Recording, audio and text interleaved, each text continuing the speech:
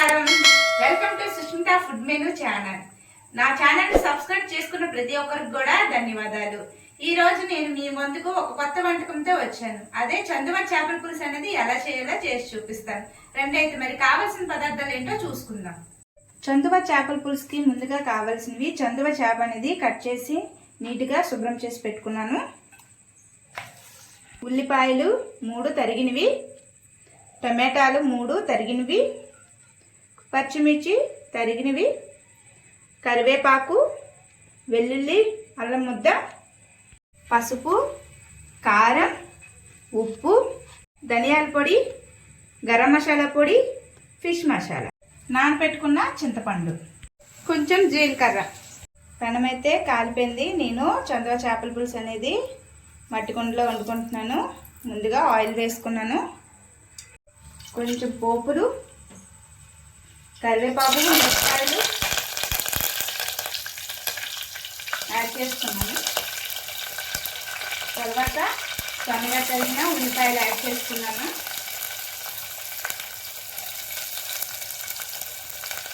ఉల్లిపాయలు అనేవి brown colour వచ్చినంత వరకు వేగించుకున్నాను. కొంచెం సాల్ట్ యాడ్ చేసుకున్నాను. సాల్ట్ యాడ్ చేయడం వల్ల ఉల్లిపాయలు తొందరగా వేగుతాయి, మంచి గోల్డెన్ కలర్ అనేది వస్తుంది. జీలకర్ర అనేది యాడ్ చేసుకున్నాను. నాన్ వెజ్కి కొంచెం ఎక్కువ ఆయిల్ వేసుకోండి, అలాగైతే పులుసు చాలా బాగుంటుంది. ఉల్లిపాయలు బాగా గోల్డెన్ కలర్లోకి వస్తాయి. కొంచెం అల్లం వెల్లుల్లి పేస్ట్ అనేది నేను యాడ్ చేసుకున్నాను. ఇదిగోండి కలుపుకుంటున్నాను. ఇదిగోండి బాగా వేగిన తర్వాత టమాటాలు అనేవి యాడ్ చేసుకుంటున్నాను. టమాటాలు యాడ్ చేసుకున్నాను. మొత్తం వేసిన ఇంగ్రీడియంట్స్ మొత్తం కలిసేటట్టు కలుపుకోవాలి. టమాటాలు కొంచెం మగ్గాయండి. మూత పెట్టుకుందాం ఒక 2 నిమిషాలు.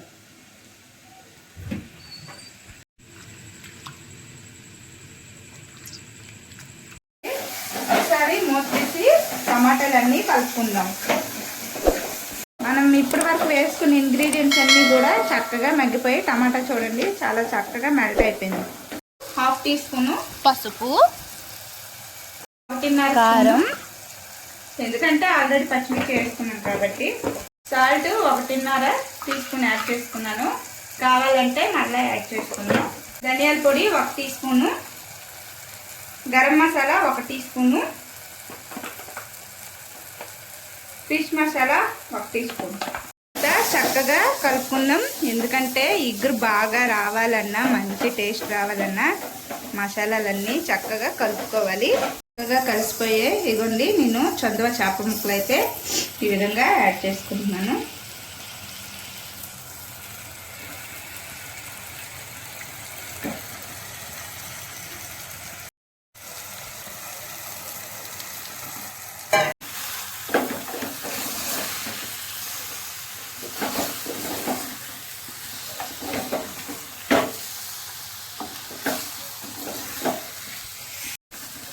మసాలాలన్నీ చేప ముక్కలకు పట్టేటట్టు ఈ విధంగా కలుపుకోవాలి. చూడండి నేను చాలా జాగ్రత్తగా అనేది కలుపుతున్నాను.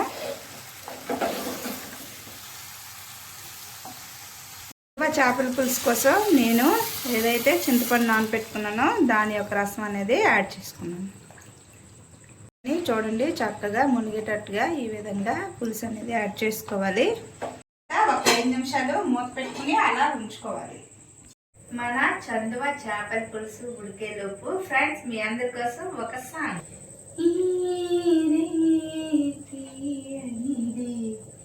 ఈ చిరుగాలి మనసైనది, ఈ హాయి మాయనిది, ఇంతకు మించి ఉన్నది.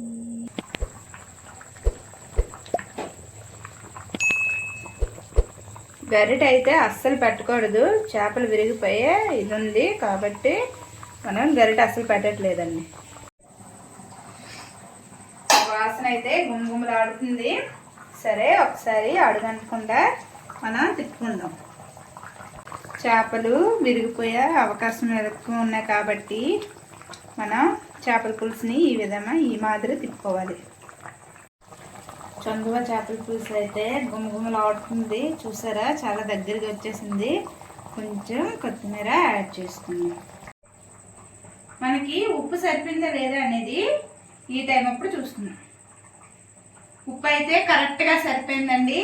టేస్ట్ అయితే అదిరింది. ఖచ్చితంగా ట్రై చేయండి ఫ్రెండ్స్. అలాగే ఒక 5 నిమిషాలు ఉంచితే మన పులుసు అనేది రెడీ అయిపోద్ది. కాసేపు మూత పెట్టి ఉంచుతాను ఒక 5 నిమిషాలు.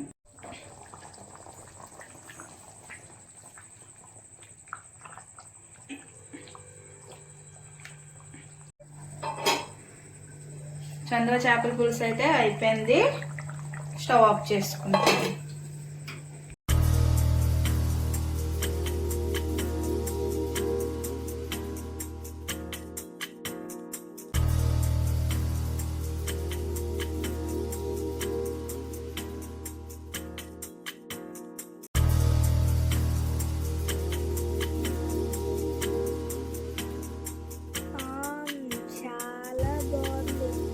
Super. Super.